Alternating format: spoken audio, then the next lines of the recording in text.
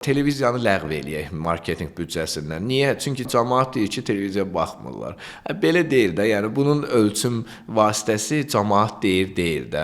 Bir influencerin çox sürətli şəkildə insanlardan aqressiya yeməsinin pozitiv reaksiya ilə 10 saniyə arası var. Hər an bu təhdidin altındadılar da. Onun alacağı təhdid sabah markaya təsir edəcək amillərdən biridir. 85% endirim edirlər, getdik ora 2 dənə məhsula aid idi. Qalan 98% məhsulda endirim yox idi. Zaten müştəri bir də ora qayıtmayacaq. Azərbaycanda hal-hazırda istehlakçının da, sahibkarın da əsas arxasınca qaçdığı şey bu günü qurtarmaqdır. Bu günü qurtarmaq havasında qaçan sahibkar heç vaxt markanı əlində saxlaya bilmir. Heç vaxt marketinq mütəxəssisi gedin oradan filan kəsi çağırın havasında bir adam olmamalıdır. Marketinq mütəxəssisi idarə heyətinin görüşdüyü görüşlərdə, təşkil elədiyi iclaslarda dəvətli iştirak eləməlidir. Ölkə iqtisadiyyatı hazır deyil ki, biz çox rahatlıqla oturaq, məsələn 3 illik, 5 illik bir marketinq siyasətinə dözək, satışlar biraz ortalarda olsun. Əsas odur ki, 6 il sonra, 5 il sonra, 4 il sonra bizim ortaya bir yaxşı markamız çıxacaq və həmən markanı biz dayanıqlı sata biləcəyik. Dünyanın hər yerində və bizim də məşhur bəlalarımızdan biri adı rusca ifadə olunan bir atqat mövzusu ilə bağlı idi. Yəni çox ürəklə və rahat burada bu müzakirə edə bilirəm.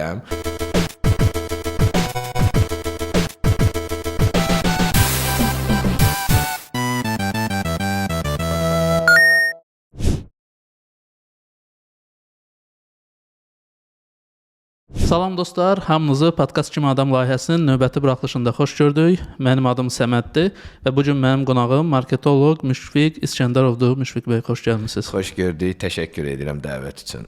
Mən əminəm ki, bugünkü buraxılışımız çox maraqlı olacaq, çünki o sahəsində təcrübəsi olan bir adamla üzbəüz oturmuşam.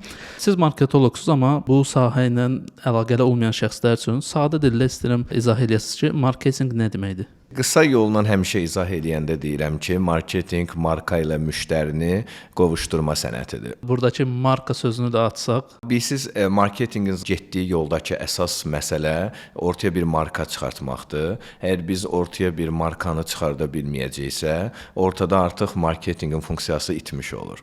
yəni marka bir məhsuldur da, məhsul və ya xidmət. Bəli, yəni biz zaten marka deyəndə toxunula bilən şeyləri nəzərdə tutmuruq da. Orada bəzən toxunula bilməyən şeylər də var. Azərbaycanda dönən bu marketinq olaylarından dolayı maraqlı olan əsas məsələ odur ki, yadınızdaca Əlixan Rəcəbov, Azər Aydəmirin və Elcan Rəsulovun rol aldığı bir film çəkmişdilər. Bəli. Və orada baş verən söhbətlər var idi də. Bəli. Bu kontekstdə mənə maraqlıdır ki, sizin bu neçə illik marketinq təcrübəniz var? 17-ci ilim davam edir. Bəli. Bu illər ərzində nə qədər tez-tez belə halla qarşılaşmısınız ki, marketoloqun fikri qalır kənarda, şirkətin rəhbəri və yaxud da o iş adamıdır, kimdirsə ki, əsas belə deyək də, o işin sahibi odur. Marketoloqun işinə o qədər müdaxilə eləyir ki, və öz qohumu və yaxud da öz düşüncəsinə görə işi yürüdür və bu nəticədə o marketinqin öz ali funksiyasını hamısını yerdən bir edir.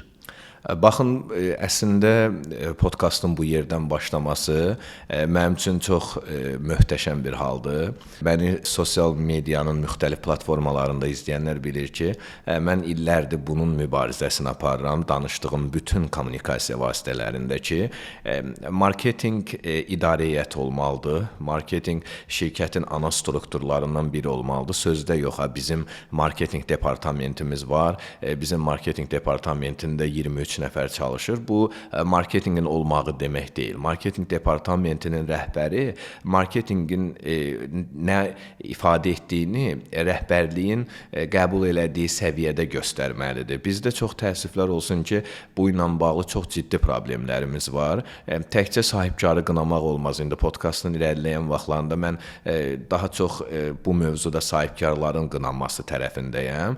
Amma bu mərhələdə marketinq mütəxəssislərinin özünü təqdim etmə mədəniyyəti də çox ciddi məsələlərdən biridir.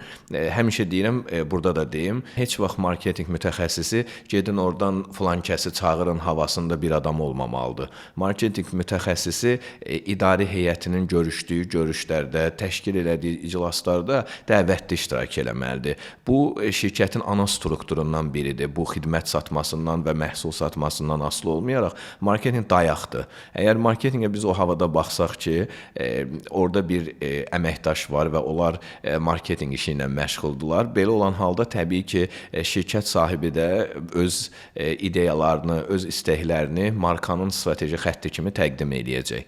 Qarşı tərəf özünün ifadə eləmə tərzini düzgün başa düşürsə, onun oturduğu strukturun nə qədər əhəmiyyətli olduğunu sahibkara doğru algılayırsa, nəzərə alsaq ki, hal-hazırda aktiv sahibkarların çoxu 90-cı illərdən bu yana təkmilləşmiş sahibkarlardır və onlar üçün marketinq artıq son 10 ildə tam algı formalaşıb ki, marketinqin funksiyası nədir də. Buna qədər reklam marketinq deyəndə yalnız düşünürdülər ki, bir reklam filmi çəkiləcək, nə bilim televiziyada reklam veriləcək, radioda reklam səslənəcək. Marketinq bundan ibarətdir. Amma bundan sonraki mərhələdə göründü ki, əslində bu belə deyil və bunu algını yaradacaq tərəf marketinq mütəxəssisinin özüdür. O heç vaxt o abu-havada olmamalıdır ki, şirkətin bilirsiniz burada müxtəlif faktorlar rol oynayır. İndi qeyd edəcəyəm. Məsələn, marketinq mütəxəssisinə verilmiş dəyər onun özünü təqdim eləməsindən daha çox asılıdır. Okay, istisnalar həmişə var. Məsələn, sahibkar öz kafasında tutubsa ki, yəni mən söz sahibi mənəm və bunu mən deyəcəm. Məsələn, normal marketinq mütəxəssisləri bu mühitdə dayanıqlı çalışa bilmirlər. Ki, zaten bu prosesin sonu yoxdur da. Əgər sahibkar bu prosesi özü idarə edəcəksə və marketinq komandası idarə edicisə, tətbiq edicisə, o komandadan və o həmən markadan bir nəsə gözləməyin bir adı yoxdur da. Onlar dediyim kimi sadəcə məhsulu göstərəcəklər müştəriyə və bu ilə də bitəcək. Amma marketinq məhsulu müştəriyə göstərmək deyil. Marketinq müştəri ilə dayanıqlı markanın bir yerdə qalmasıdır. Yəni biz əgər mən düşünürəm ki, bu bir modelə çevrilib və bu belə də davam eləməlidir. Məsələn, biz bir xidmət, bir məhsul satırıqsa, bunu bir dəfə satmaq uğur deyil.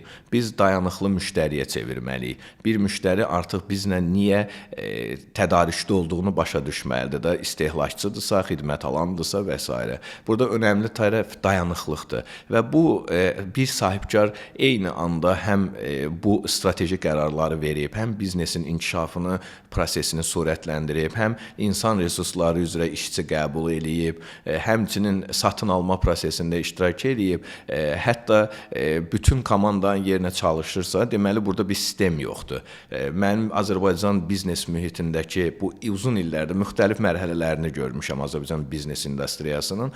Burada ən böyük çatışmazlıq sistemdir. Şirkətlər indi çox şükürlər olsun ki, son illərdə artıq bunun üçün çox ciddi addımlar atılır. Amma yenə də çox ciddi sayda çatışmazlıqlarımızdan biri odur ki, hal-hazırda şirkətlər sistem idarə olunmur. Məsələn, indi ola bilər sizin digər suallara keçid eləmiş oluram cavabına, amma yenə də qeyd eləmək istəyirəm. Şirkətin marketinq fəaliyyəti şirkətin marketinq komandasının səlahiyyətində olmalıdır.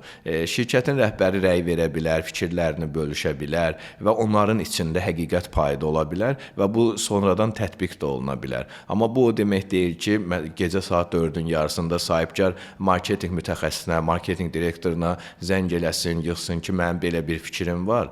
Siz bunu sabahdan tez eləmək məcburiyyətində qalın. Marketinq komandası task üzərində işləməlidir, plan üzərində işləməlidir, strategiya üstündə işləməlidir və strategiya da həmən gün 4-ün yarısında müəyyənləşmir də. Bunun üçün ilin əvvəli var və illik planlama var. Yadınızdadırmı ilk dəfə belə bir halla nə cür rastlaşdınız ki, siz gəlirsiniz bir planla və yaxud da bir plan təklif edirsiniz, amma sahibkar durur orada özündən o gecə 4-də ağlına gələn bir şey təklif edir ki, yox bu cür eləmək lazımdır. Baxın, çox qəribə haldır ki, bunu mən çalışdığım şirkətlərdə yaşamamışam, daha çox xidmət verdiyim şirkətlərdə yaşamışam. Təcrübəm boyu belə bir hal olmayıb da. Məsələn, sahibkar desin ki, məsələn, mən bu modeli istəyirəm, bu ilə də davam edək. Çünki təqdim elədiyimiz model bir növ bütün alətləri əhatə edir deyə artıq qarşı tərəfdən bir sual almamışam bu dövr ərzində. Amma xidmət elədiyim markalarda olub, məsələn, heç uzağa getməyək, yaxın 3 il ərzində də belə bir hal yaşanıb. Məsələn, mən bir razılaşma əldə eləmişik bir sahibkarla. Onlar bütün strateji planını mən hazırlamışam falan və bunu bir məkanların birində ona təqdim eləməyə başlamışdım. 5-ci ya 6-cı səhifə idi. Normalda mənim marketinq strateji xəritəm bir sahibkar üçün minimum bir 80 səhifənin üzərində olur da. Çünki rəqəmsal marketinq strategiyası təqdim eləmirəm, bildiyimiz marketinq strategiyası təqdim edirəm və A-dan Z-yə qədər bütün komanda arxada çalışır, biz bu strategiyanı təmin edirik. 4 ya 5-ci səhifədə olanda sahibkar dedi ki, hə, bunlar əla idi, mən də bunlarla bağlı çox yaxşı fikirlərim var. Sənə deyəcəm, gedək rayonların birində istirahət eləyək. Yəni bildiyimiz, yəni mən ilk dəfə bu halla sonuncu bu 3 il ərzində yaşamışam da. Ki, yəni sahibkar deyir ki, onsuz da mən də bunları bilirdim, bir yerdə eləyəcəyik və s. və ilaxıra. Həm deyir gedək biz rayonda istirahət eləyək. Yəni mən ilk dəfə əslində bu ilə rastlaşmışam. Demək olar ki, yaşadığım bütün hekayələrdə ilk çalışdığım Elsmart ticari markasıdır. İndi əvvəllər elektron adlanırdı 2009-cu ildə. Sonuncu hal-hazırda çalışdığım bir holdingdə hal-hazırda və bu dönəm ərzində mən Panda Boya, Hell Energy və s. digər markalarda da çalışmışam və hekayəmin heç bir mərhələsində olmayıb ki, məsələn, sahibkar desin ki, məhz bunu eləmək lazımdır. Hamısında demək olar ki, qarşılıqlı brainstorming eləmişik, razılaşmışıq və nəticədə markaya fayda gəlib. Aha, mən ağlıma nə gəldi dedim, bəlkə siz təqdimatın düzgün yer seçməmisiniz, sahibkarına ilə gedib istirahətə getməlisiniz və orada bir hovuzun kənarında ona təqdimatı göstərməlisiniz. Əslində belə hallar az olmayıb. Məsələn, biz sahibkarla müxtəlif, məsələn, bulvarda gəzə-gəzə də mən projeləri danışmışam. Məsələn, mənim hal-hazırda çalışdığım şirkətin bundan öncəsi CEO-su ilə biz demək olar ki, bütün belə müzakirələri coffee shopda eləyirdik. İşdən çıxıb coffee shop'a gedib otururduq ki, bu bizim qarşılıqlı anlaşmamıza yaxşı təsir edirdi. Amma bu dediyim кейsdə isə təklif də zaten qarşı tərəfdən gəlmişdi ki, bir kofe masasında oturaq falan. Amma sonrasında gördün, indi biz məncə daha çox düşüncə odur ki, hə tamam hər şey yaxşıdır. İndi bizdə bir mədəniyyət var da, gedək bunu bir hardasa qeyd edək falan havasında. Hətta bizdə bütün əsas məsələlər o yeyib içmək masasında həll olunur deyə daha rahat. O bizə özəl bir xüsusiyyətdir də. Məncə bunu nəzərimizdə tutub işlərimizi o formada həll etməliyik. Və bu hər atılan addımda bir şey var da, dərs var da. İndi nəzərə alacağam ki, növbəti mərhələdə rayona falana da getmək lazım olar. Dostlar, sağlamlıq və enerjini bir arada tapmaq istəyirsinizsə, Aquasport tam sizin üçündür. Burada hovuz, fitness, sauna və uşaqlar üçün məşğələlər, hər şey bir məkandadır. Özünüzü daha güclü, daha sağlam və daha balanslı hiss etmək istəyirsinizsə, elə indi başlayın. Və ən əsası, podkast kimi adam promokodu ilə gedən hər kəs Aquasportdan 20% endirim qazanacaq. Sağlam həyat üçün siz də bir addım atın. Aquasport ilə. Fərhad Pərvizi ilə yanılmıramsa podkastda mən bu məsələni vurğulamışdım. Yəni Çində də bilirəm ki, bu praktika vardı, olur bir böyük bir şirkətlə müqavilə razılığa gəlmək və yaxud da hər hansı bir şəxsi vəzifədə artırmaq məsələsi olanda onlar nə haqqlar verirlər, bir Allah bilir. Yəni onlar işdən sonra onların əməlli başlı bir biçmək məclisi, istirahət məclisi və orada hətta dırnaq arasında istirahət hər şey daxildir də. Yəni o formada onlar bunu nəyə görə deyirəm? Hər millətin özünə xas bir forması var da. Bu yəqin bu da bizə özəl bir şeydir və biz də buna uyğun davranmalıyıq. Mən özüm də yerli təcrübədə heç də bu dediyinizdən az şeylər görməmişəm, eşitməmişəm. Yəni kifayət qədər çox bir prosesin aşılması üçün lazım olan adamın evinin yaxınlığında kirayə mənzil, villa tutulmasından tutmuş, onunla eyni idman olunacaq yerə qədər getmək, onun hansı restoranlara getdiyini bilərək həmən yerlərə getmək falan ki, bununla bağlı yerli təcrübədə də xeyli case var. Mənim heç nə maraqlıdır. Yerli məhsul olan və yaxud da burada yaranmış hər hansı bir xidmət olsun, Azərbaycan brendi kimi dünyaya çıxa bilibmi? Belə bir hər hansı bir brend varmı? Sizin məlumatınız var bundan? Var.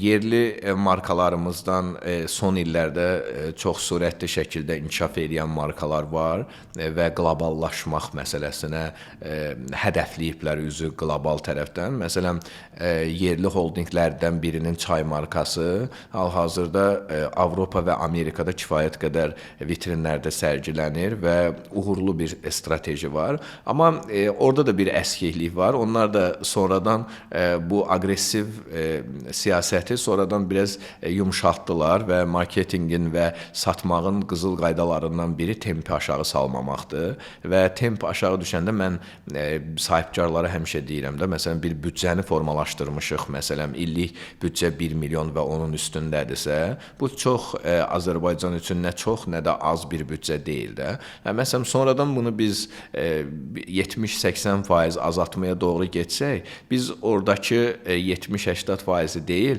dünən xərclənən 100% itirmiş oluruq marketinq siyasətində.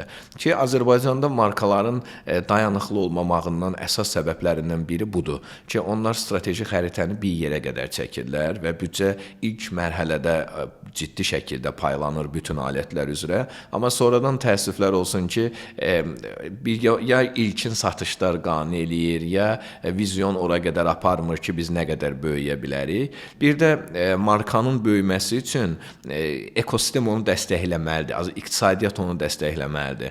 Bizdə daha çox bu günü qurtarmaq havası var. Azərbaycanda hal-hazırda istehlakçının da, sahibkarın da əsas arxasınca qaçdığı şey bu günü qurtarmaqdır. Bu günü qurtarmaq havasında qaçan sahibkar heç vaxt markanı əlində saxlaya bilmir. Çünki o tələsir və getdiyi yolun bir yerində marka onun əlindən düşür. Çünki məcburdur da, insan qaçırsa bir pul dalıca, o maddi tərəfi ilə ancaq satım havasında, onda marka ola bilməz. Markanın olması üçün sahibkar dayanıqlı olmalıdır. Bilməlidir ki, bu müddət ərzində bu xərclər toplanacaq, müştərinin loyallığını qorumaq üçün, onun beyninə təsir eləmək üçün, indi son dönəmlərin əsas alətlərindən biri neuromarketinq olduğunu nəzərə alaraq, məsələn, bu çox ciddi bir maddi xərclər tələb edir də insanlarda o algını formalaşdırmaq üçün. Buna xərc demək lazımdır, yoxsa yatırım? Mən demirəm, yəni mən sahibkar havasında baxıram. Bəli, marketinqə zaten xərclənmiş heç pulu, indi bunun riyazi termini belədir də. Yəni bu xərclənmiş pul zaten xərc deyil də. Bu bildiyin marka üçün ciddi yatırımdır, çox ciddi yatırımdır və sabah investisiyanın gətirdiyi gəlirlərdən biri elə bu puldan çıxmış gəlirdi. Siz bayaq belə bir söz dediniz ki, Azərbaycan brendi xarici vitrinlərə çıxmaz məsələsi. Bizdə vitrinə çıxmaq əsas məqsəd kimi qoyulur, yoxsa vitrinə çıxandan sonra bunun satılması məsələsi məqsəd olaraq qoyulur? Baxın, məsələ belə deyil də, bu mərhələdir. Məsələn, söhbət biz qidaya qayıtdıq. Mən özüm demək olar ki, bu bütün təcrübəmin bir 70%-ni qida təcrübəsindən qaynaqlanıram. Daha çox içərisində su və qazlı şirin içkilər kateqoriyasıdır. Bir növ bu məhsulların əsas ana hədəfi vitrinə doğru çıxmaqdır. Əsas mərhələlərdən biri budur. Həmişə nümunə gətirirəm də. Məsələn, bir məhsulu biz nə qədər yaxşı təqdim eləsək, marketinq onun üçün çox ciddi çalışsa, amma məsəl üçün bir mağaza var və onun çox yaxınlığında bir billboard var və həmən billboardda bizim reklamımız var. Amma mağazada məhsulumuz yoxdur. Biz kommunikasiyanı elə qurmalıyıq ki, satış və marketinq eyni anda hərəkət eləməlidir. Məsələn, yeni bir məhsul varsa ortada, biz yeni məhsulun üzərindən ilk mərhələdə biz heç vaxt aqressiv marketinq addımları atmırıq da. Məhsul birinci yaranır, məhsulun zaten işin marketinq tərəfi məhsul yarananda başlayır da. Bizdə çox təəssüf ki, bu problemimiz də var. Məsələn, sahibkar hər şeyi elətdirir, bunu bacım oğlu elədi, bunu daim oğlu elədi, bu dostumuzun şirkəti elədi. Biz məhsulu artıq vitrinə çıxartmışıq və yaxud uje satırıq və s. belə biz sata bilmirik. Onda yada düşür ki, marketinqdən bəlkə bir fəaliyyət həyata keçirək. Amma nəzərə alınmır ki, ilk atılan addımlar zaten marketinqin bir necə deyim, əsas təməlidir də. Yəni məhsul yaradılan vaxt onun qiymətindən tutmuş, özünü təqdim eləməsindən tutmuş, onun marka səsinə qədər söhbət fiziki marka səsindən getmir də. Markanın kimliyini ifadə edən portretdən gedir. Yəni bunlar arxada birinci təyin olunmalıdır, başa düşülməlidir. Çünki satan komanda nəyi satdığını başa düşməlidir. Sadəcə əlimə A məhsulunu ver, mən onu B nöqtəsində satımdan, bu bildiyiniz satış strategiyasıdır da. Bəzən mən media mənsubları da əlaqə saxlayanda, sual verəndə onlara da deyirəm ki, bu sual verdiyiniz şeyin marketinqlə heç bir əlaqəsi yoxdur da. Bu satış menecerinin və yaxud satış mütəxəssisinin verə biləcəyi bir rəydir. Bizdə də məsələn bu mövzuda çox ciddi qarışıqlıq var. Bu qarışıqlığın əsas səbəblərindən də biri o ardıcıllığı və sistematikliyi qorumamaqdır. Bayaq əvvəldə dediyim kimi. Əgər satış və marketinq eyni anda bir hədəfə vurmaq üçün çalışsa, onda biz çox uğurlu nəticələr əldə edəcəyik. Amma təəssüf ki, bizdə bu problem var. O ki, qaldı sualınızın özünə, məsələn, məhsul Azərbaycan bazarında kifayət qədər insan tərəfindən o alqını alıb, kifayət qədər uğurlu satışlar həyata keçirilir. Bunu Avropa və okeanın o biri tərəfində yaxşı kommunikasiya eləmək üçün biz birinci həmən məhsulları vitrinə çıxartmalıyıq və istehlakçı ən azı bu məhsulları görməlidir də vizual olaraq. İlk dəfə görəndə almır, növbəti tərəfdə artıq marketinqin bir təsiri var ki, o artıq gələndə ona tanış gəlir və hansı məhsulu niyə alacağını doğru başa düşür. Belə olan halda mövzu artıq gəlir markanın dövrünə ki, artıq marketinq bu marka üçün həmən lokal ərazidə nələr eləyə bilər və yaxud qlobal nə eləyə bilər. Burada da məhsulu aparırıq, dediyim kimi həmən coğrafiyalarda təqdim edirik, amma marketinqin özünə çatanda artıq ki, bu marketinqini oradakı insanın dili ilə çağırmaq lazımdır ki, bu məhsula, onda büdcə dayanır. Onda artıq sualımızın cavabını elə mən əslində o nümunə ilə verdim ki, ilk izahda ki, bizdə hər şey başlayır, amma davam edə bilmir. Dayanıqlığın da olmama səbəbi ölkə iqtisadiyyatıdır. Ölkə iqtisadiyyatı hazır deyil ki, biz çox rahatlıqla oturaq, məsələn 3 illik, 5 illik bir marketinq siyasətinə dözək, satışlar biraz ortalarda olsun. Əsas odur ki, 6 il sonra, 5 il sonra, 4 il sonra bizim ortaya bir yaxşı markamız çıxacaq və həmən markanı biz dayanıqlı sata biləcəyik. Maraqlıdır. Mənə elə gəlir ki, bizdə sinema sektorunda da o problem var. Çünki fərz eləyək ki, bir production film istehsal elədi və onu çıxardı kinoteatrlara, ondan bir büdcə yığdı. Onun büdcə ehtiyatı saxlama məsələsi olmur. O iqtisadiyyat dediyimiz məsələyə görə ki, sabahları başqa bir film üzərində işləyəndə deyək ki, başqa bir co-prodüserlər də axtarıb, deyək ki, adamın növbəti filminə bir 500 min lazımdır. Ehtiyatında heç olmasa 100-150 min olsun ki, o desin ki, məndə bu büdcə var, gəl sən də o hissəni qoy, o da rahat getsin ki, artıq burada müəyyən büdcə var. Görünür, bu ümumi bir problemdir. Məndə o sual da vardı ki, bizdə satış şöbəsi ilə marketinq şöbəsi rəqabətdə gedir, bir-biri ilə düşmənçilikdədirlər, yoxsa əl-ələ verib iş görürlər. Sizin dediyinizdən belə başa düşdüm ki, elə də hələ ki eyni nöqtəyə vurmurlar da. Burada departamentlərin və yaxud şöbələrin problemi deyil. Mən bu mövzuya bir-iki dəfə də digər podkast və danışdığım kommunikasiya vasitələrində danışmışam. Burada da sahibkarın problemi var. Sahibkar istəyir ki, satışla marketinq bir-biri ilə mübarizə aparsınlar. Yəni düşünür ki, belə daha uğurlu olacaq. Yəni çox ciddi sahibkarın belə bir algısı var ki, məsələn, əgər satış marketinqdən şikayət eləmirsə, bu o deməkdir ki, marketinq işləmir. Satış incitməlidir ki, satışı, məsələn, indi dolay yolla həqiqət payı var, yəni səmimi desək də, amma bunu doğru koordinasiya eləmək çox önəmlidir də. Məsələn, niyə sahibkar belə düşünür? Məsələn, əgər satış marketinqdən şikayət eləmirsə, bu deməkdir ki, məsəl üçün də bir məhsul nümunəsindən desək, məsələn, tutaq ki, məhsul ticari nöqtələrdən və məhsulun satıldığı yerlərdən, məsələn, marketinq daimi araşdırmalar eləyir, market ziyarətləri eləyir və s. və ilaxırə. Nəticədə bu ilə bağlı sorğunu yönləndirir satışa və satış hər dəfə bu ilə bağlı rapor verməlidir də ki, vəziyyət nə yerdədir, niyə sizin tutduğunuz iradlar bu haldadır falan. Əgər satış bu ilə bağlı rəhbərliyə etiraz eləmirsə, deməli, kimsə bu prosesin içində iştirak eləmir də. Deməli, marketinq marka ilə bağlı narahat deyil. Yəni, bu algı o ilə bağlıdır. Amma əslində o ki, strategik qərar dediyim var idi, marka və şirkət sistemli çalışsa. Şirkət sistemli çalışsa, zaten satış başa düşür ki, marketinq bunu nə üçün eləyir? Nəticədə marketinqin atdığı addımlar sabahki satışın doğru rəqəmlərə çatması üçün addımlardır və bu bir növ korporativ davranışdır da, marketinqin satışdan tələb elədikləri. Yəni, kimsə şəxsi bir şey istəyirsə, okey, burada etiraz eləmək olar. Məndə nə təəssürat yarandı?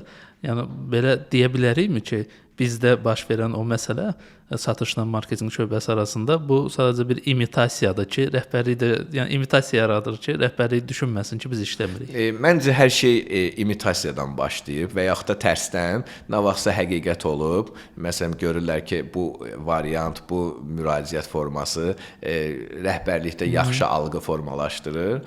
Bunu istifadə eləmiş olublar. Yox, əgər hər iki tərəf səssiz qalsa, zaten bu bir növ bir çarxın ətrafında dönən iki model bir-birlərini dəstəkləsələr ki, məsələn, bu proseslər departamentdən daxilində həll olunsa və rəhbər sonuncu dəfə doğru yerdə doğru marketinq addımlarını görsə və ziyarət elədiyi ticari nöqtədə də elə həmən məhsulu, həmən xidməti görə bilsə, artıq onda da sual yaranmayacaq.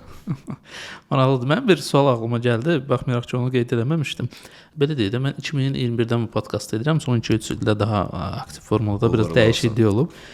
Bəzən görürəm ki, elə layihələr var ki, deyək ki, podkast yox, başqa formada və yaxud da podkastlarda da onların bir izləyici kütləsi yoxdur. Amma sən görürsən ki, hansısa bir tanınmış məhsul gedib orada sponsorluq edir. Bildiyin, yəni görünür də məhsul hər yanda sponsoru və adam 1, 2, 3 buraxılış nəsə gedir və çıxır gedir. Sonra da fikirləşirsən ki, deyirsən, yaxşı, mən bunu davamlı edirəm və daima varam da, belə deyək. Bu yoxdur, birdən peyda oldu. Nə cür oldu ki, bu adamlar getdilər ora pul ayırdılar, amma deyək ki, gəlmədilər, mənə müraciət eləmədilər və yaxud da başqa davamlı bu işi görən adama müraciət eləmədilər. Bu kimi şeylər nədən baş verir? Yəni tanışlıq, tapşdır, yoxsa nədir bunun səbəbi? Baxın, mən bu sektorun müxtəlif illərini görmüşəm. Məsələn, bu həmişə, necə deyim sizə, bir neqativ algı ilə bağlı nəticə deyil də. Məsələn, işin bir mərhələsində, bir zaman kəsimində iş ancaq, necə deyim, sizin qeyd elədiyiniz kimi yalnız daxili razılaşmalar, daxili dostluqlar və yaxud dünyanın hər yerində və bizim də məşhur bəlalarımızdan biri adı rusca ifadə olunan bir atqat mövzusu ilə bağlı idi. Yəni çox ürəklə və rahat burada bu müzakirə edə bilirəm. Gəlin onu izahını verin bilməyənlər üçün ki, nədir o? Yəni bir xidmətin ötürülməsinə görə həmən departamentin razılaşdığı bir məbləğdən söhbət gedir və bu bir növ marketinqin ən çox bəlaya salmış proseslərdən biridir də. İflic eləyən cidden iflic eləyən məsələlərdən biridir ki, həm həmən departamentin özünü iflic eləyir, həm də prosesi iflic eləyir. Bir də maliyyə kökənliliyini azaldır şirkətin. Məsələn, bir xidməti ki, məsələn, milli ekvivalentdə desək 100 manat ala bilərsən. Bu prosesdə məcbur proses bir 130-lara, 125-lərə falan gedir. Nəticədə şirkət dayanıqlığını itirir və marketinqin göstərdiyi xidmətlər bir növ da bahalı görünməyə başlayır. Bir bu problem var. İkincisi, burada dostluqlar məsələsi var, səmimi. Əgər etiraf eləmək gərəkirsə, tövsiyə eləyən insanlar, dostluqlar, dayanıqlı münasibətlər falan. Bunun da bir rolu var. Amma əsas məsələlərdən biri, yenə də dediyim kimi, bu dediyim maddi qarşılıq gözləmə tərəfləridir və siz dediyiniz kimi, sizin kimi dayanıqlı bir xidmət və ya məhsul ortaya qoyan insanlar bir növ görünmürlər demərəm. Yəni, məsələn, mən bir marketinq mütəxəssisi olaraq demək olar ki, sizin buraxılışların çoxuna baxmışam da və yolda da baxdığım olub, belə də baxdığım olub falan. Amma nəticədə buradan bu vibe almışam da, bu enerjini almışam. Amma bir də, bilmirəm, siz bu kontentləri istehsal edəndə bu mesajları verirsinizmi, vermirsinizmi, onu bilmirəm, o gözümdən qaçıb da. Bir də xidmət verən bir növ marketinqin gözünə görünməlidir də. Təkcə vizualı istehsal eləməkdən daha çox, həm də onu satmaq üçün alətlər doğru istifadə olunmalıdır.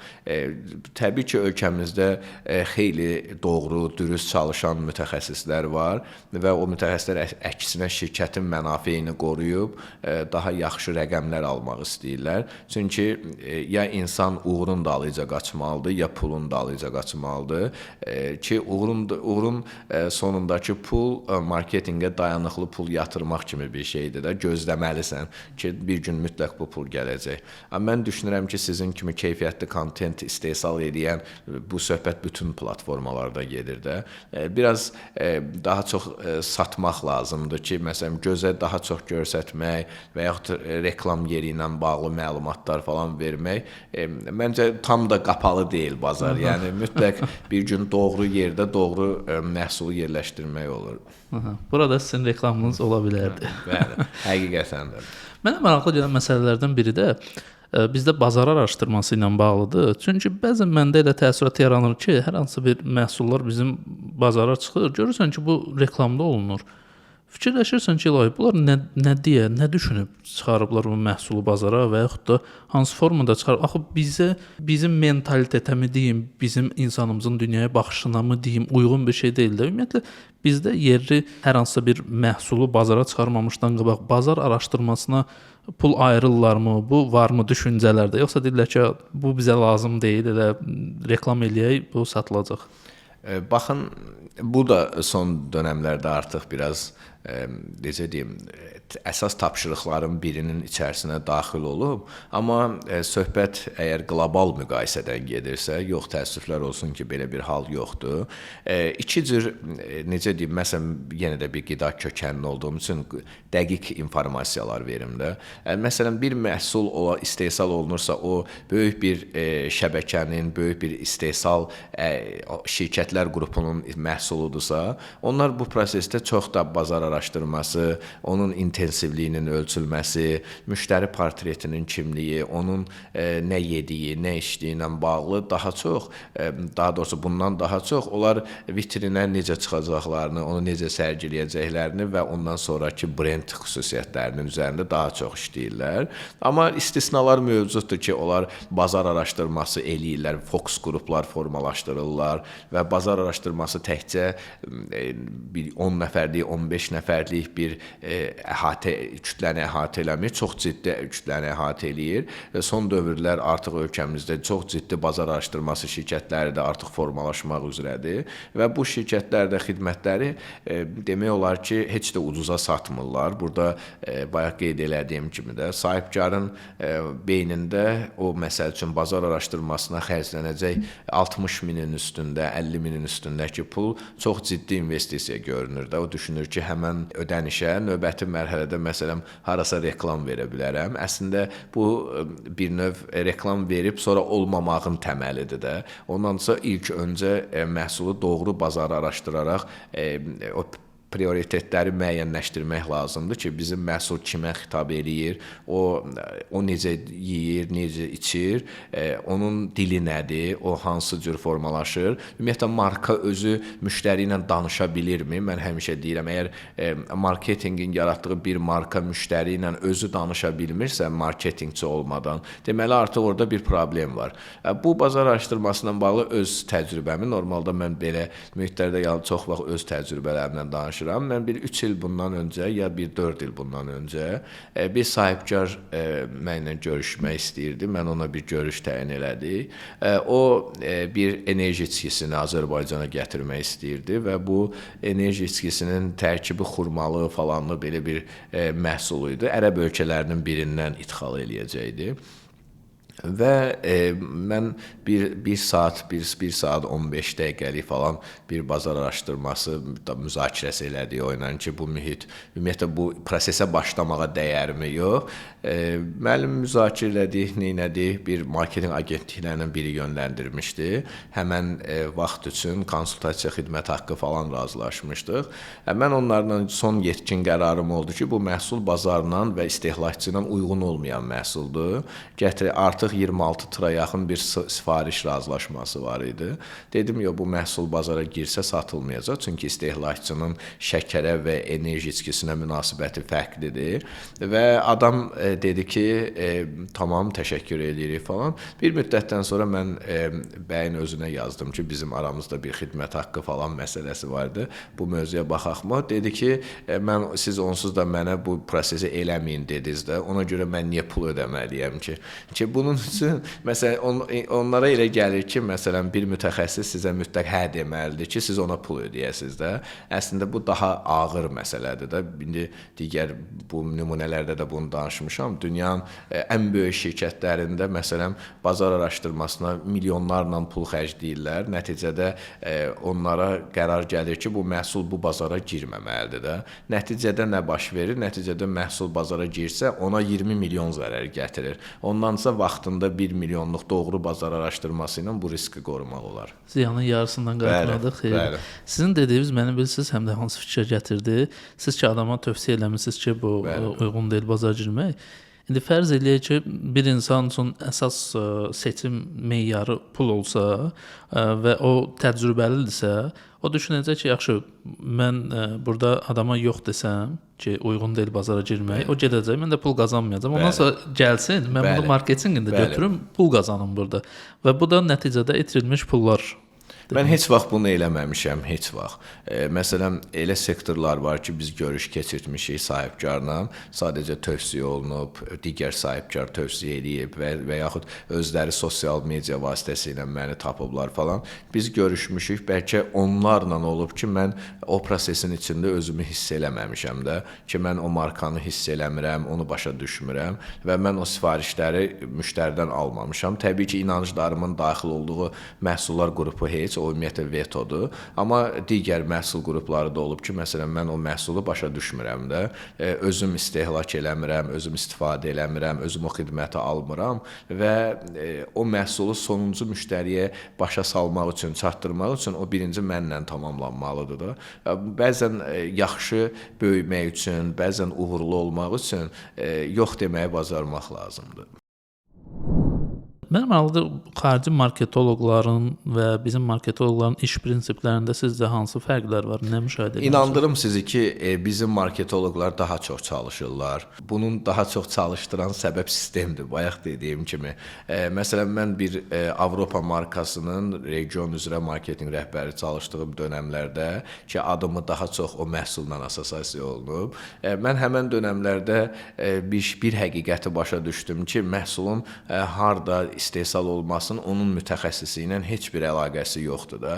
Məsələn, biz lokalda atdığımız marketinq addımlarının səviyyəsi qlobal məhsulun təmsil olunduğu markanın marketinq addımlarından bir növ daha yüksəkdir. Mən özümüz bunu etmişik deyə demirəm. Yəni arxada marka çalışıb biz zaten bu işin bir stratejisini bəlirləyirik. Amma nəticədə mən onu başa düşdüm ki, sadəcə o necə deyim, coğrafiya qədərdir sözü var o Türkiyə türkcəsində ki, sadəcə doğulduğun yerin fərqi var da, əmək haqqıların fərqi ola bilər, durduğun yerin fərqi ola bilər, amma heç də məsələn Azərbaycandakı, düzdür, məsələn Azərbaycan iqtisadiyyatının yaşı çox azdır ki, bizə görə məsələn mən belə düşünürəm ki, bu 10-15 ili aşmazdı Azərbaycan iqtisadiyyatının yaşı. Bu 10-15 illik bir yaşı olan ölkənin iqtisadiyyatındakı marketinqin bugünkü durumu söhbət həqiqi marketinqdən gedir. Məsələn, hər hansı necə deyimsə, başqa bir işdən özünü yönəltmiş, təsadüfən marketinqdə yaxşı gəlir var, ora gedim, nə bilim və s. havasına getmir. Söhbət təhsil olaraq getmir. Yanlış anlaşıla bilər fikrim. Yəni söhbət özünü marketinqçi kimi hiss eləməkdən gedir də. Mən həmişə deyirəm, yenə də elə bu podkast buna icazə versin. Mən bu fikri səsləndirim. Marketinq 450-500 bal toplayıb seçiləcək ixtisas yeri deyil də. Sonradan məcbur ixtisas dəyişəcəklər, məcbur yönlərini dəyişəcəklər.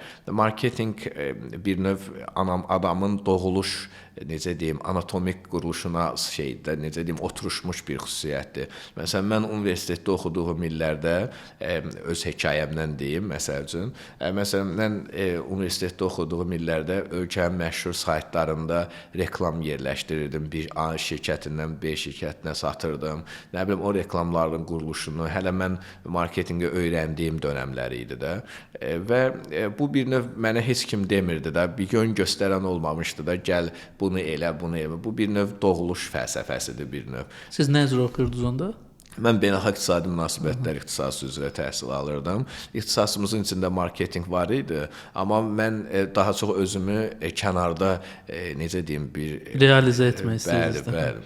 Məncə bütün əslində ixtisaslarda belə olmalıdır. Elə Təhsil Naziri də yaxınlarda bununla bağlı bir müsahibəsində dedi. Onun dediyindən mən də bunu başa düşdüm ki, insanlar ancaq ixtisas olsun deyə, daha doğrusu ancaq universitet olsun deyə getsin, universitet oxusun məsələsi olmamalıdır. Sən özü fəxrlə deyə bilməlisən ki, mən falan peşənin sahibiyəm və bundan zövq almalısan məsələdir. Bu nümunədə mən niyə Təhsil Nazirliyinin, deyəsən biraz da qınandı, o fikir nəsə doğru anlaşılmamışdı falan. Amma yəni mən bu nümunədə məsələn Türk кейsi mənim üçün həmişə çox önəmlidir də. Məsələn, yəqin baxırsınız da sizin formatda və digər formatlarda Storybox formatındakı layihələrdə sıradan bir sahibkar, bir piştaxta ətrafında böyümüş bir sahibkar belə universitetin bir işlətmə fakültəsini bitirirlər. Bizdə hekayə sanki təhsilsiz davam eləsə, bu daha uğurludur ifadə var. Məsələn, deyirlər ki, filan kəs heç bir universitet oxumamışdı. Amma görün nələr elədi. Yəni bu bir növ fəxr olunası münasibət deyil. Yəni demirəm, insanların əməyi çox önəmlidir, dəyər qatmaq çox önəmlidir. Necə deyim, insanın öz riyazi və analiz qabiliyyəti falan onu uğura aparırsa bu mükəmməl şeydir. Amma bu fəxr olunası şey deyil də. Məsələn, filan kəs piştaxtanın arxasından çıxdı, milyoner oldu. Bu bir şey deyil də. Amma mütləq havanda bir ali təhsil almaq şeyi, ruhu olmalıdır da. Məsələn, olmur deyə bilmirik. Çünki məsələn qardaş ölkədə demək olar ki, %80 belə hekayəsi olan adamların bir universitet hekayəsi var da. Düzdür.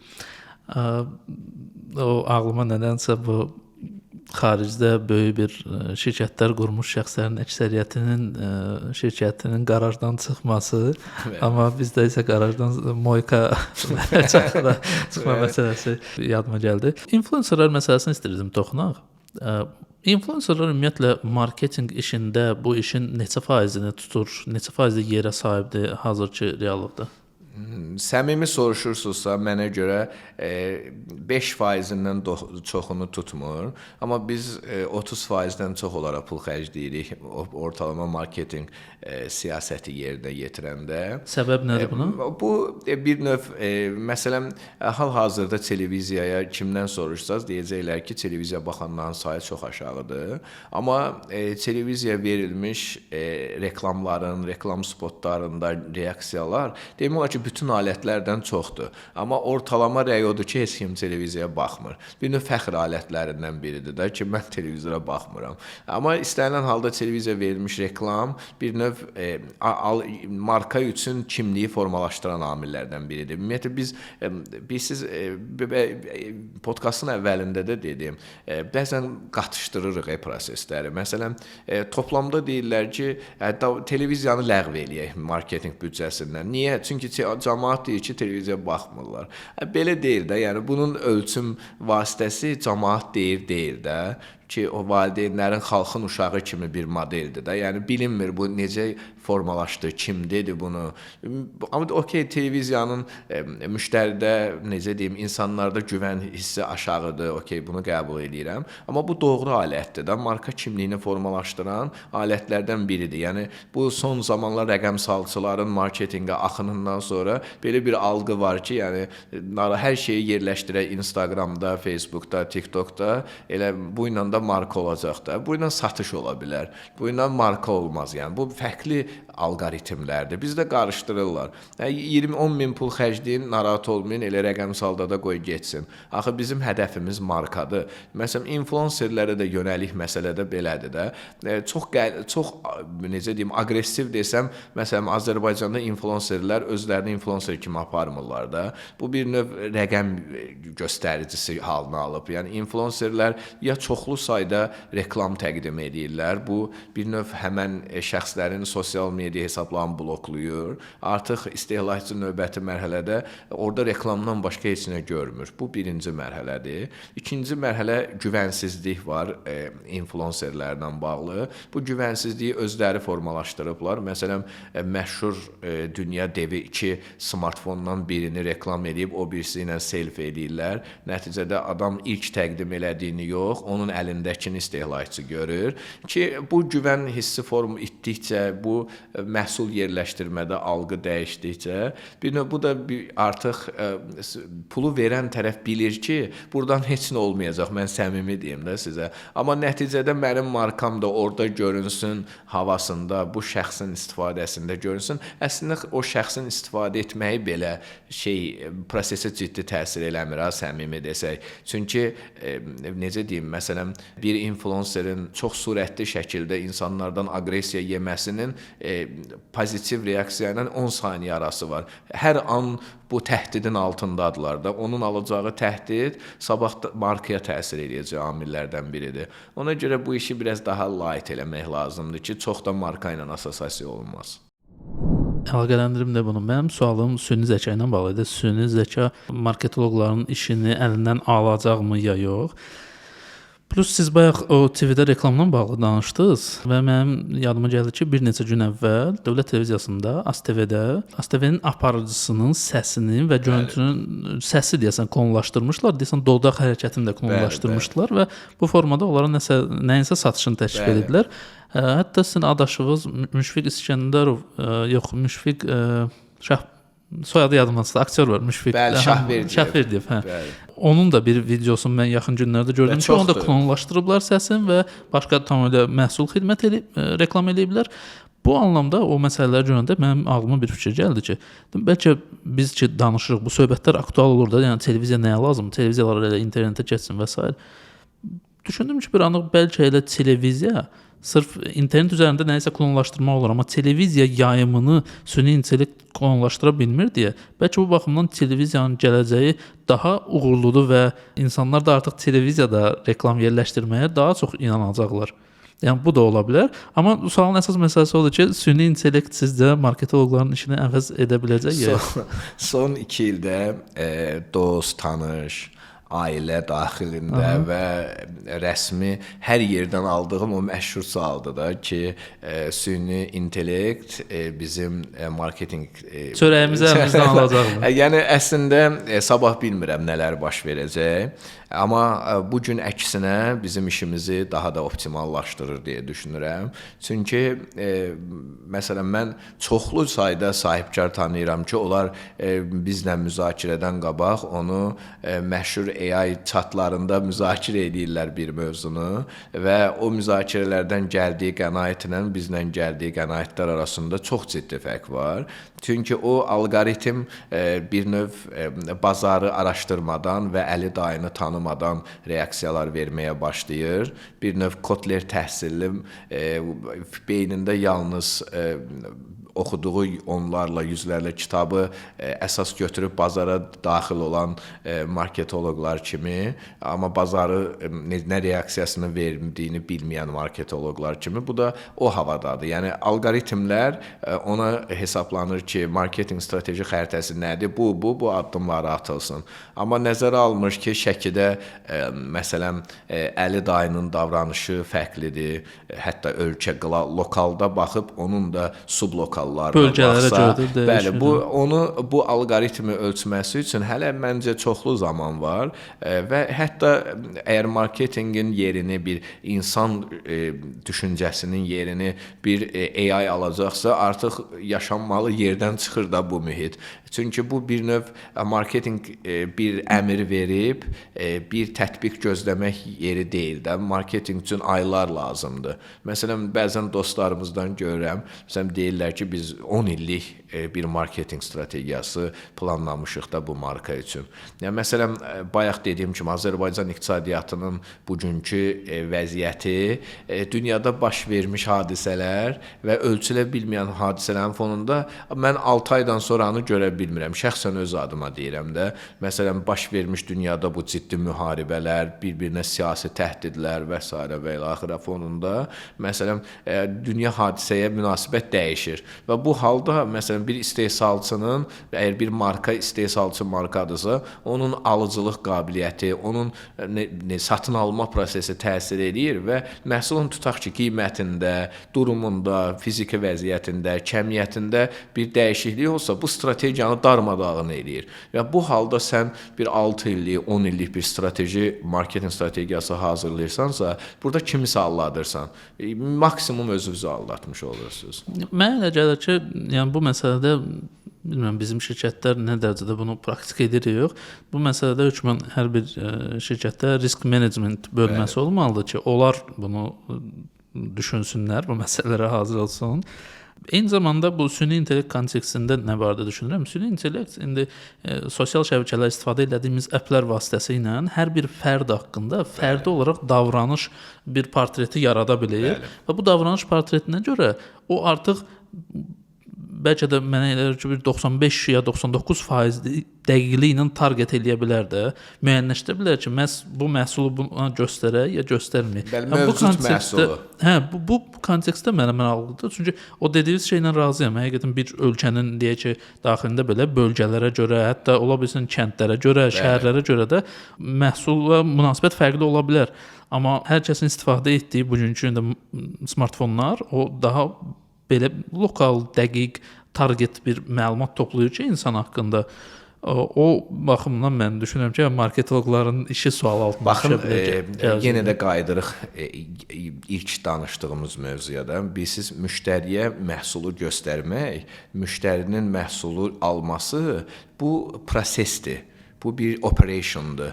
Biz müştərinin onu təkrar alması üçün, mən məsələn bayaq podkastın əvvəlində də dedim də, bizim işimiz məhsulu bir dəfə aldırmaq deyil. Bu siz dediyiniz bir dəfəlik proseslərdir də, digital platformaların ən rahat yollarından biridir. Yəni məhsulu bir dəfə aldı. Məsələn, yəqin görürsüz, həmin digital platformaların özündə belə daxili marketplace-lərin içindəki marketlər belə özü həmin platformada özünü təqdim etmək üçün müxtəlif variasiyalar işlədirlər də. Məsələn, ayrıca reklam yerləşdirirlər, bannerlər yerləşdirirlər, onu təzədən televiziyaya açırlar, onu təzədən radioya açırlar. Həmin marketlərin içində ticari marketinq davranışları edirlər. Yəni zaten bu işi bir növ siz onu müştəriyə göstərdiniz, bu iş bitmir də. Bunun zaten arxası dolu olmalıdır. Amma belə deyək də, marketoloqların bir planladığı məsələni, bir plan da belə deyək ki, orada davamlılıq olmalı ki, insan artıq o məhsulu alsın, bir dəfə sonra təkrar bir neçə dəfə alsın. Yəni bunu istənilən adamı məhsulu alışdırana qədərdir də. Sən alışdırandan sonra artıq onu özünkü kimi qəbul edirsən. Yəni tək ki, bütün dünyada satılan içkilər var və hər hansı bir qida məhsulları, geyimlər olsun və s. Eyni şeyi də elə o büdcələri, bəlkə də ondan daha azını sosial media və vasitəsilə, smartfonlarla bağlı o davamlı marketinq siyasətini tətbiq edib, alışdırıb ona nail ola bilərlər də. Yəni o baxımdan mən bu sualı verirəm. Ya mən yenə də onu deyirəm. Məsələn, rəqəmsal platforma marketinqin istifadə etdiyi alətlərdən biridir.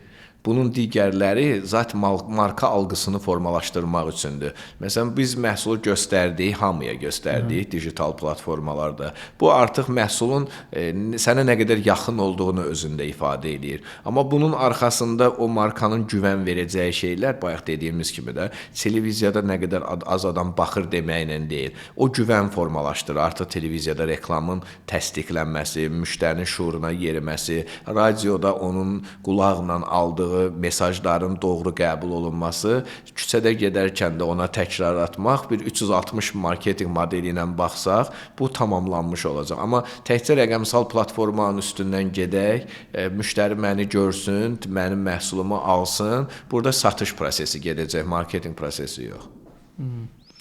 Açığı tam səmimi deyim, mən tam olaraq bu fikirlə razılaşa bilmirəm.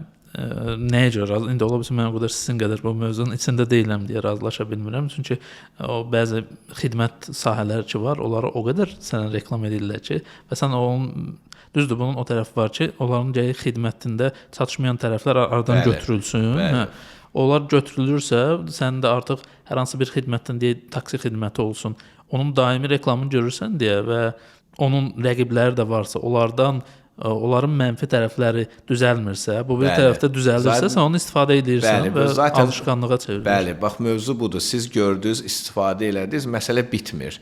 Bunun üçün artıq özünüzün qeyd elədiyi kimi də bir rəqabət mühiti var. Onlar qarşılıqlı şəkildə müştəriyə nə təklif edirlər? Müştəriyə təklif olunan şeylər artıq marketinqin müştərini əldə saxlamaq üçün atdığı addımlardır. Bunu həmən rəqəmsal platformalar edə bilmirlər.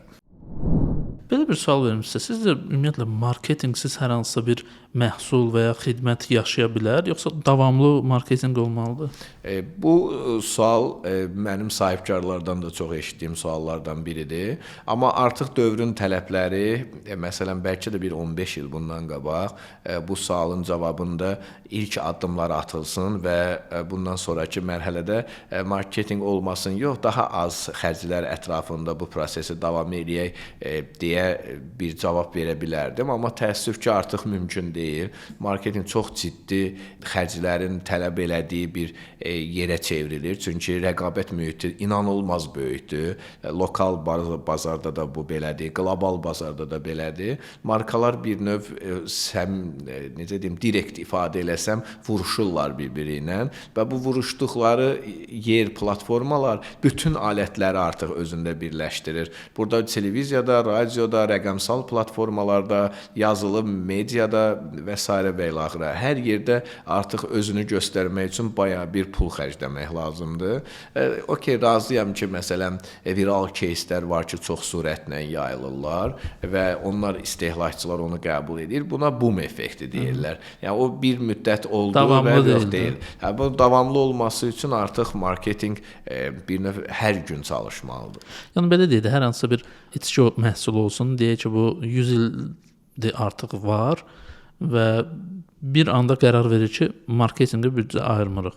O bir müddət sonra deyək ki, 6 ay, 1 ildən sonra onun rəqibləri onu bazardan sıxışdırıb çıxara bilər də. Mümkün deyil. Məsələn, siz dediyiniz nümunə mənim ağlımdakı marka ilə eynidirsə, yəni bu artıq bu qədər sürətli məhsulun vitrindən çəkilməsi, bazardan çəkilməsi ilə nəticələnməyəcək. Bu vitrindən çəkilməsi yox. Yəni onu alıcı, onu deyil. Yox da rəqibləri daha çox marketinqə fokuslansalar uzun müddətli vədədə götürək 5 il deyək ki, 5 il götürək.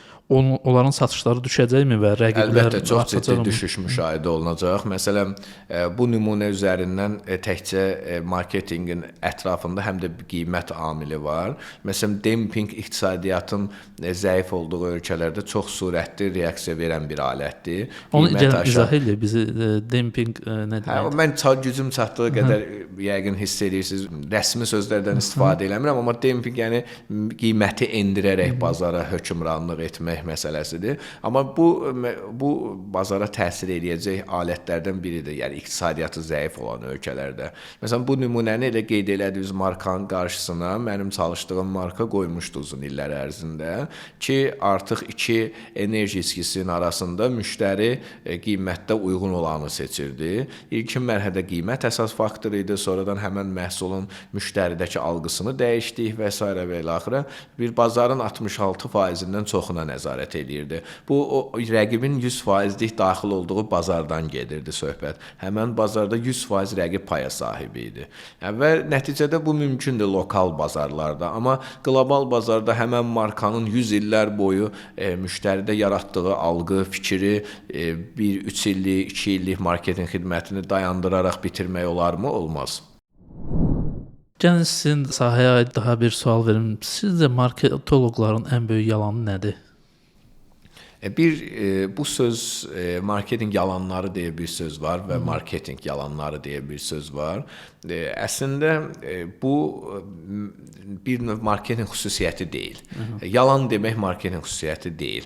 Mən bunu daha poetikləşdirməkdən yanayam ki, bəli, bu daha işi daha şarımlı göstərməyə, daha necə deyim, metafora eləsən, daha çox qarşı tərəfin gözündə daha gözəlləşdirsən, bu ilə razıyam. Amma marketinq yalan deyirsə və yalana fokuslayırsa, bu bir dəfə öz xidməti və məhsulunu müştəriyə toxundurma cəhdidir. Amma biz dayanıqlı qalmaq istəyiriksə, biz müştəri ilə uzun yol getmək istəyiriksə, bunda belə deyil. Yəni əgər ortada bir yalan кейsi varsa, deməli müştəri səndən davamlı qalmayacaq bir yerdə. Və marketinq də yalanın bir cəhdi yalanı uğurlu olacaq. Növbəti mərhələdə davamiyyət olmayacaq. Məsələn, indeks düşə-düşə getdi. Nəticədə bu deməkdir ki, marketinq uğursuzdur. Bir dəfə satmaqla deyil, bir dəfə nəyisə insanların dilinə salmaqla deyil. Əsas məsələ dayanıqlığı. Məsələn, deyək də, yəni bir ticari nöqtədir. Biz orada çox ciddi endirimlər vəd eləmişik. 85%. Məşhur mən ən çox eşitdiyim suallardan biri budur da. Məsələn, bir ticari nöqtə öz məhsullarını 85% endirimlə təklif edir. Mağaza bağlanır. Və yaxud mağaza bağlanır və o mağaza bağlanır sözünü 10 il görən müştəri var və heç vaxt o mağaza ilə onu heç vaxt o güvən birləşdirmir. Məsəl üçün maksimum gələr ora məhsul almağa, rəqibdə 25 manatdırsa, bunda 20 manatdırsa, bundan 20 manat alıb gedəcək. Prosta bir necə deyim, bir şop kimi də, bir dükan kimi. Yoxsa məsələn mən bura daxil olum, bunların məhsulları çox keyfiyyətlidir. Bunlar məsələn mən əminəm ki, məhsulu nə bilim Türkiyədənmi, İtaliyadanmı falan özləri gətirirlər. Nə bilim bu məhsulu bir dəfə istifadə etmişəm, təkrar istifadə eləyərəm havası gətirir və s. və ilaxıra. Bunlar real təcrübədir. Müştəriyə doğru ötürülmüş mesajın nəticəsidir.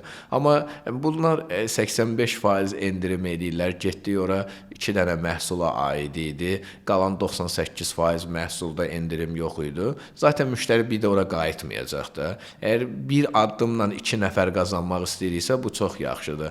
Əgər bir addım atıb 98 nəfər itirmək istəyiriksə, bu yalandır. Başa düşdüm. Və Müşfiq bəy, son sualımı sizə verəcəm və buna da səmimi cavab gözləyirəm.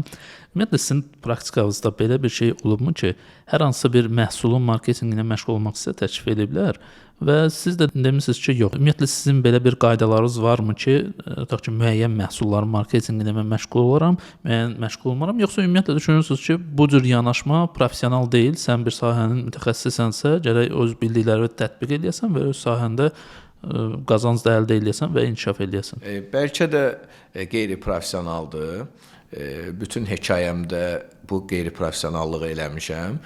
Heç vaxt içki məhsulları söhbət spirtli içkilərdən. Bəli, spirtli içkilərdən və necə deyim, tərkibi donuz əti falan olan ət və ət məhsulları ilə bağlı indiyə qədər bəlkə 8 ya 10-a yaxın təklifə yox demişəm, bəli. Aha. Yəni buna sırf həyat baxışınıza görə dini bayaq deyəsən dedim bir podkastın bəzi yerlərində ki, mən inanclarıma görə etdiyim bəzi mövzular seçimlərdir də. Bəli, bu da mənə elə gəlir ki, mənim necə deyim, bir azadlıq hüququmdur. Seçim azadlığı. Bəli, yəni və mən bu markalarla yolumu davam etmək istəmirəm. Çünki bu yolla davam eləyən, uğurlu olan və kifayət qədər bazarın tempini tutmuş mütəxəssislər var. Elə olanda tövsiyə edirəm onlarla davam eləmələri. Başa düşdüm. Dostlar, ümid edirəm ki, bugünkü buraxılışda haqqında danışdığımız mövzular, toxunduğumuz nüanslar sizə hər hansı bir cəhətdən faydalı oldu və nələrsə öyrənmiş oldunuz. Müşfiq bəy, sizə təşəkkür edirəm gəldiyinizə görə və sonda nəsə demək istədiyiniz varsa buyurun. Yox, mən təşəkkür edirəm. Bütün buraxılışlarda uğurlar arzulayıram. Həmişə keyfiyyətli və doğru kontent istehsal edirsiniz. Ümid edirəm ki, bu axın davam edəcək və bu masada o bayaq haqqında danışdığımız məhsulları görəcəyik. İnşallah. Dostlar, sizə xatırlatmaq istəyirəm ki, bizə Coffee platforması üzərindən iyanələr edə bilərsiniz. Onun keçidi videonun altındadır. Bizə Facebook, Instagram, TikTok və Telegramdan da abunə ola bilərsiniz. Orada da qısa videolarımızı ara-sıra paylaşırıq və onlara da keçid videonun altında olacaq. Bu mövzu haqqında nə düşünürsüz? Mənə maraqlıdır. İnanıram ki, Müşfiq bəy də maraqla oxuyar sizin şərhlərinizi. Öz fikirlərinizi yazın. Ola bilsin siz marketinqlə məşğulsunuz. Öz qarşılaşdığınız hər hansı bir təcrübələri, elə burada danışdığımız mövzular çərçivəsində siz də öz təcrübələrinizi paylaşın. Videonu bəyəndinizsə like edin, kanala abunə deyilsinizsə abunə olun və həmişəki kimi çalışın, sağlam və xoşbəxt olasınız. Bu çox vacibdir. Hələlik.